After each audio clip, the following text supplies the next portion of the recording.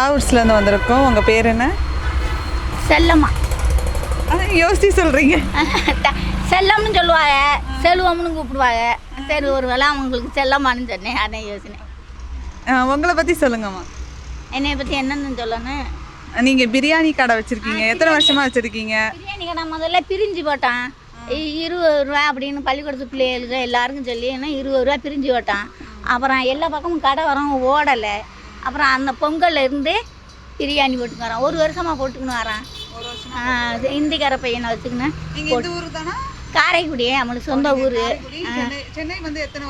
சென்னை வந்து ரொம்ப நாளாக அங்கேனா அப்பா வந்து இருந்து ரொம்ப நாளாக இருந்தாப்புல.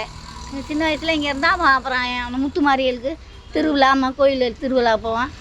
அம்மா குலசாமி பாண்டி முனீஸ்வரன் 18ஆம் படியன், மதுரை மீனாட்சி அழகர் நம்ம குலசாமி. பாண்டி முனீஸ்வரன் தான் போட்டிருக்குது. அவர் நல்லா தான் இந்த அளவுக்கு ஓடிக்கிட்டு இருக்கு. வச்சுக்கினா அவர் தான் நம்மளுக்கு இன்றைக்கி சாப்பாடு போட்டு சாப்பிடுக்குன்னு இருக்கிறான். பையன் 2 பொண்ணு 2. எல்லாருக்கும் கல்யாணம் ஆயிடுச்சு. எல்லாருக்கும் குழந்தைய இருக்குது. பேர பிள்ளை எல்லாருமே இங்கே தான் இருக்கிறான். ஒரே ஒரு பொண்ணு மட்டும் பெங்களூரில் இருக்குது. அது கொஞ்சம் நல்லா அவங்க மாமா அவங்கெல்லாம் கொஞ்சம் படிக்க வச்சாங்க. எங்கள் வீட்டுக்காரர் கொஞ்சம் ரொம்ப தண்ணி குடிப்பார். அதனால் அவர் ரொம்ப கவனிக்க மாட்டார். அப்பா 4 பேருக்கு பாவம்னு இருப்பாங்க. அதனால சரி நம்ம அப்படிலாம் போயிடக்கூடாது. ஏதாவது ஒரு பிள்ளைகளுக்காக அன்றைக்கெலாம் வரப்போ திரும்பிட்டு போகிறாரு, கண்டுக்கிறாமல் இருந்துறானு அப்படின்னு நான் அம்மா வீட்டிலே தான் வளர்ந்து இந்த பிள்ளைகளையும் கொஞ்சம் கொஞ்சம் படிச்சுச்சுங்க. 8ஆவது 7ஆவது இப்படித்தான் படிச்சுச்சுங்க. அப்புறம் அந்த பொண்ணு கொஞ்சம் நல்லா படிக்கவும் அதை கொஞ்சம் படிக்க வச்சா. இந்த இன்ஜினியருக்கு படித்தாலும் பெங்களூரில் ஒரு மாப்பிள்ளைக்கு சின்ன பொண்ணை கல்யாணம் பண்ணியிருக்கான். அப்புறம் பெரிய மையன் சின்ன மையன் பெரிய பொண்ணு எல்லாருமே நம்ம எல்லாரும் இங்கே தான் இருக்கிறோம். என்னவா பிரியாணி போட்டு ஒரு நாளைக்கு எவ்வளோ வருமானம் வரும்? ஒரு 3 கிலோ போடுவான். அந்த 3 கிலோ போடுவான். ஒவ்வொரு நாளைக்கு ஓடிக்கிறோம், ஒவ்வொரு நாளைக்கு ஓடாது. 3 கிலோ போட்டோம்னா ஒரு 3000 வரும். நல்லா எல்லோரும் காசு கொடுக்காம ஏமாற்றிட்டு போயிட்டாங்கன்னா ஒரு 1000 500 தான் வரும். சாப்பிட்டுட்டு தாரம்மா இன்னைக்கு தரேன் நாளைக்கு தரமான்னு சொல்லிட்டு போயிடுறாங்க. அக்கௌண்ட்லேயும் வந்து தாரா இல்லை போயிடுறாங்க. தாரா நாளைக்கு வரேன் இன்னைக்கு வரேன்னு சொல்லிட்டு சரி வந்து உட்காந்துறாங்களே. அவன் சாப்பாடுக்கு தானே இருக்காங்க, நம்ம சாப்பாடு தானே போட்டு கொடுக்கணும் அப்படின்னு போட்டு வச்சிடும். நம்ம மதுரை ஆளுங்க. அதனால நம்ம சாப்பாடுக்கு வர ஆளேன்னா நம்ம யோசனை போட்டுறது நல்லா சாப்பிட்டுக்கிட்டு நாளைக்கு தரமான்னு சொல்லிட்டு போயிடுறாங்க. அவன் ஏமாற்றிட்டு போயிடுறாங்க. எல்லாரும் ரொம்ப கஷ்டப்பட்டு தான் பார்த்துக்கின்னு இருக்குதுங்க பிள்ளையெல்லாம். என் மயன் அப்படிலாம் ஒன்றும் கிடைக்கலையே. ரேஷன் கார்டு கூட நம்ம ஊரில் இருந்ததுனால இங்கே பயன்படுத்தலை. அங்கே இருந்தபடியே இருந்துச்சு. இனிமேல் தான் அதை பதிவு பண்ணணும் செய்யணும். அதை விட்டுட்டான் அசால்ட்டாக. அதை ஆமாம் இங்கே பார்த்துக்குறோம்னு இல்லாமல் சரி ஊரில் தானே இருக்குது அப்படின்னு அசால்ட்டாக வந்தோமா வேலையை பார்த்தோமா சாப்பிட்டோமா வாடகை இப்படி கொடுத்தோமா அப்படின்னு விட்டுட்டான் அசால்ட்டாக. மாதம் எவ்வளோ கிடைக்கும் உங்களுக்கு? சேமிப்பு ஏதாவது இருக்குமா உங்களுக்கு? சேமிப்புலாம் அப்படி இல்லை. வரவுக்கு செலவு கரெக்டாக போய்க்கிட்டு இருந்தேன்னா ஒரு அந்த பொட்டுப்படியில் கொண்டு அடகு வச்சுக்கிட்டு மறுபடியும் இதுகளை வாங்குறது கடை வாங்குறது அப்படியே தான் போய்கிட்டு இருக்குது. இனிமேல் அந்த முனீஸ்வரன் தான் எந்த குறையும் விடாமல் பார்த்துக்கிறார். எங்களை எந்த குறையும் இல்லாமல் காப்பாற்றுறாரு. எனக்கே வேலை பார்க்குறோமா சாப்பிட்றோமா அரையும் குறையும் அப்படி தான் பார்த்துக்கின்னு இருக்கோம்மா. இது எப்போ ஸ்டார்ட் பண்ணுவீங்க? காலையிலே வந்துடுவீங்களா? பிரிஞ்சு வந்து காலையில் 6 மணிக்கு வந்தான். இப்போ இது வந்து 11 மணிக்கு வரும். 6 மணிக்கே வந்துடுவீங்கன்னா எப்போ சமைக்க ஆரம்பிச்சிருவீங்க? அது 5 மணிக்கெல்லாம் சமைச்சிருவாப்புல. ஒரு பாயை கொடுத்து கூட்டியாந்து அவருக்கு சம்பளம் கொடுத்து அப்போ தானே நல்லா இருக்கும். நம்ம செஞ்சால் நல்லா இருக்கான்னு சொல்லுவாள். அப்போ தானே வந்து சாப்பிடுவா. காசு கொடுக்குறதுக்கு நல்லா தானே சாப்பிடுவாங்க. அதனால அவருக்கு சம்பளத்தை கொடுத்துட்டு 6 மணிக்கு வந்தோம்னா நம்ம பள்ளிக்கூடத்து பிள்ளையெல்லாம் 20 ரூபாயின்னு வாங்குச்சு முன்னால். அது ஓடுச்சு. அப்புறம் அந்த கடை எல்லா கடையும் ஓடாமல் ஓடலை. அப்புறம் இது 3 கிலோ அப்புறம் 3 கிலோ 5 கிலோ ஒரு கடை தான் போட்டிருக்கீங்களா? இந்த ஒரு கடை தான் போட்டிருக்கான். அந்த கடை மட்டும்தான். அங்கங்கே பிரான்ச் எல்லாம் வச்சுருக்கீங்க? எல்லாம் அதான் அப்படிலாம் வச்சுக்கல. அந்த பானிபூரி இந்த இருக்கேன் பாருங்க, அந்த கடை மட்டும் அமௌண்ட்டு கடை. அந்த பையன் அவனோட வீட இந்திக்காரத்தானி. அவனை அம்மா வேலைக்கு தான் வச்சுருக்கான். எடுக்க கொடுக்க பார்க்க அவனால் முடியாதுல்ல. அதனால அப்புறம் என்ன இந்த வருமானத்தில் சமாளிக்கலாம்ன்றீங்க? வருமானத்தில் சமாளிக்க முடியலை.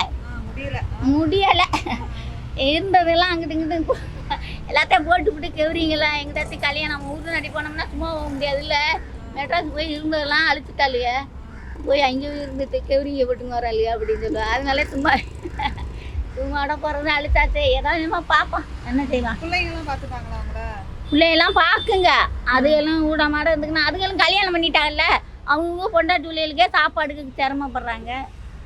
அதுகளும் ஊட மாட அதுகளும் தான் வந்து இதில் வந்து பார்த்து கேட்டு வச்சுட்டு போகுங்க. வந்து பார்த்துட்டு தூக்கியாந்து வச்சுக்கிட்டு போவாங்க, பண்ணுவாங்க.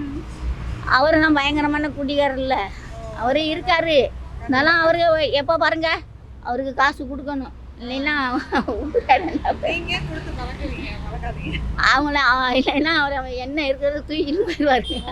சட்டியை முட்டி சிலிண்டரு எல்லாம் தூக்கிட்டு போயிடுவார் அவர்.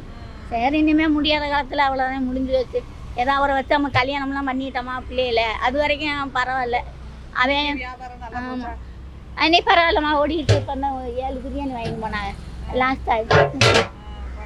நேற்றுலாம் அப்படி இருந்து வச்சு அப்புறம் சும்மா தான் அங்கே எங்கேயும் உள்ள கொடுத்துட்டு போனோம். 3 கிலோ போட்டது கூட ஓடுது இல்லை.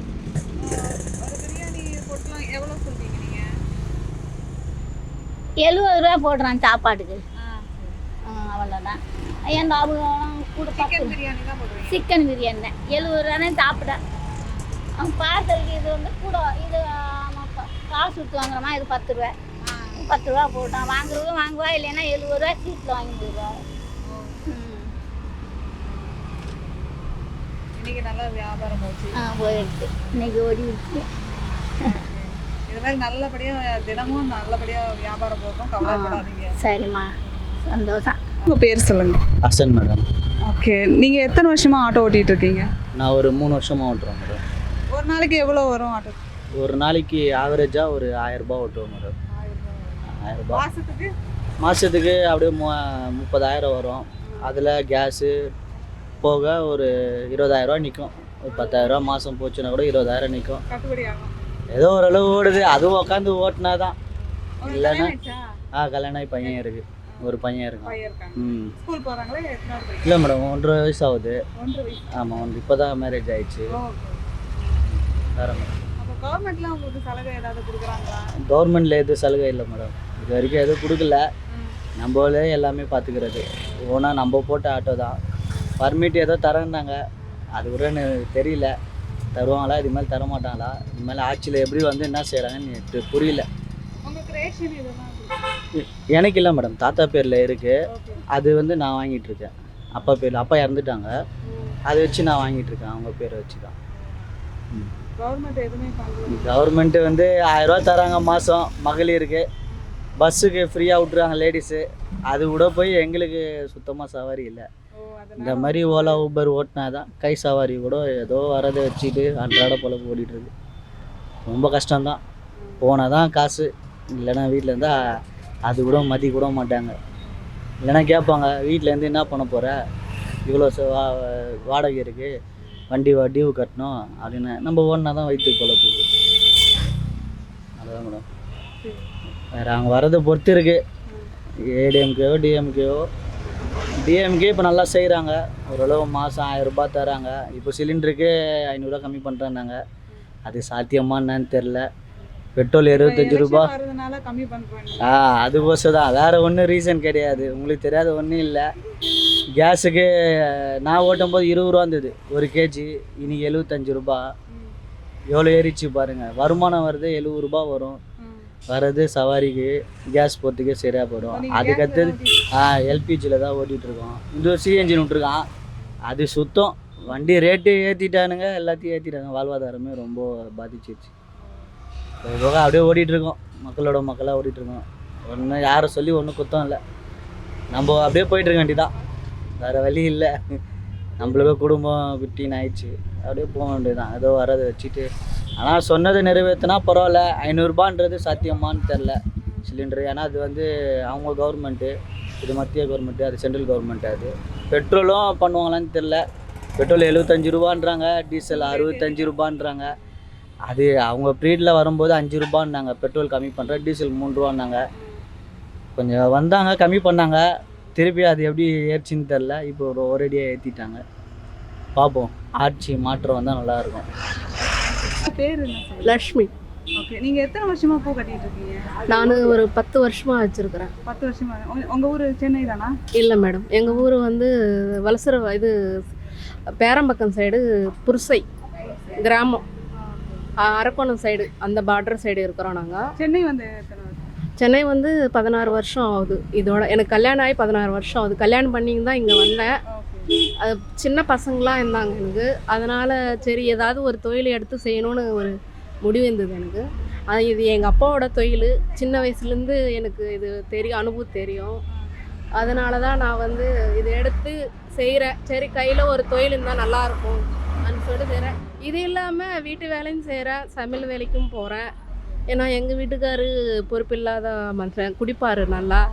அதனால் என் பசங்களுக்காக நான் கஷ்டப்பட்டு ஒரு பொண்ணு ஒரு பையன். பொண்ணு வந்து 9ஆம் கிளாஸ் படிக்குது, பையன் வந்து 5ஆவது படிக்கிறான்.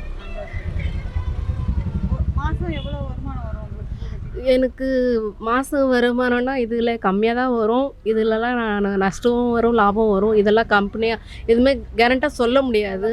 மழை வரும், வெயில் காயும், இதெல்லாம் கம்பெனியாக எதுவுமே சொல்ல முடியாது. நான் ஏதோ அப்படியே ஓடுது. மாதம் ஒரு 10,000 வரும். வீட்டு வேலை செய்கிறது ஒரு 5,000 அந்த மாதிரி வரும். அதனால் அதை 15,000 வச்சுக்கின்னு வீடு வாடகை கொடுக்குறோம். வீடு சொந்த வீடெல்லாம் கிடையாது, வாடகை வீடு தான். நீங்க தான் குடும்பத்தை பார்க்க. ஆமாம், நான் ஒரு ஆள் தான் குடும்பத்தை பார்க்குறேன். எங்கள் வீட்டுக்காரர் சம்பளம் நம்புறதில்ல. கொடுத்தாலும் ஓகே, கொடுக்கலனாலும் இல்லை, ஏதோ அட்ஜஸ்ட் பண்ணிக்கின்னு கஷ்டப்பட்டுன்னு இருக்கேன். கூட பிறந்தவங்க? நான் ஒரே பொண்ணு தான் எங்கள் அம்மாவுக்கு. அது கஷ்டப்பட்டு தான் சின்ன வயசுலேருந்து கஷ்டப்பட்டு வேலை செஞ்சேன். கஷ்டப்பட்டு வளர்த்தாங்க. நான் கல்யாணம் கட்டிக்கும் போது பொண்ணு மட்டும் தருவோம், எங்ககிட்ட நகை நட்டெல்லாம் எதுவும் கிடையாது, கொடுங்க பொண்ணு மட்டும் போதும், நான் காப்பாற்றுறேன்னு சொல்லிட்டு இட்டுன்னு வந்தார். ஆனால் எங்கள் வீட்டுக்காரு பயங்கரமாக குடிப்பார். ஏற்கனவே கல்யாணம் ஆயிருக்குது, ஆனால் எங்களுக்கு தெரியாது அதெல்லாம். ஆமாக்கு மறைச்சிட்டு கல்யாணம் பண்ணார். இருந்தாலும் பரவாயில்ல, என்ன பண்ணது, நான் இஷ்டப்பட்டு சின்ன வயசுலேருந்து கஷ்டப்பட்டதுனால அந்த அருமையோட தெரிஞ்சதுனால தான் இது வரைக்கும் அவர் வச்சுக்கின்னு என் பசங்களை பொறுத்துக்கின்னு அப்படியே போயின்னு இருக்கிறான், அட்ஜஸ்ட் பண்ணின்னு. கவர்மெண்ட்ல அது இப்போ தராங்க மேடம். கவர்மெண்ட்டு நல்லா நிறையா ஹெல்ப் பண்ணுது, சும்மா சொல்லக்கூடாது. கவர்மெண்ட்டு 6,000 வெள்ளத்துக்கு கொடுத்தாங்க. வருஷத்தில் ஒரு நாளைக்கு 1,000 தராங்க. பச்சரிசி, பொங்கல் அதெல்லாம் தராங்க. இப்போ வந்து மகளிர்னு சொல்லிட்டு 1,000 தராங்க. அது ஏதோ எங்களால் ஹெல்ப்புக்கு வருது. அதெல்லாம் சும்மா குறை சொல்லுறதுக்கே வாய்ப்பே கிடையாது. அந்த அளவுக்கு இருக்குது. ஏதோ அவங்களால முடிஞ்சதும் எங்களுக்கு உதவி பண்ணுறாங்க. அதே மாதிரி நாங்களும் அட்ஜஸ்ட் பண்ணிக்கின்னு அதெல்லாம் இருக்குது மேடம். கார்டு இருக்குது. நான் தான் எல்லாமே ட்ரை பண்ணி வாங்கினேன், அலைஞ்சி. என் பசங்களுக்கு என்ன மாதிரி கஷ்டப்படக்கூடாது. ஒரு 4 படித்து வைக்கணும்னு எனக்கு ஆசை. அது படித்தாங்கன்னா போதும். அதுதான் நிறைய அட்வைஸ் பண்ணுறேன் என் பசங்களுக்கு. ஆமாம் ஆமாம், நான் தான், அதாவது ஆம்பளைக்கு ஆம்பளையா பொம்பளைக்கு பொம்பளையா நான் தான் எல்லாமே பார்த்துக்கிறேன். நன்றிம்மா. ரெண்டு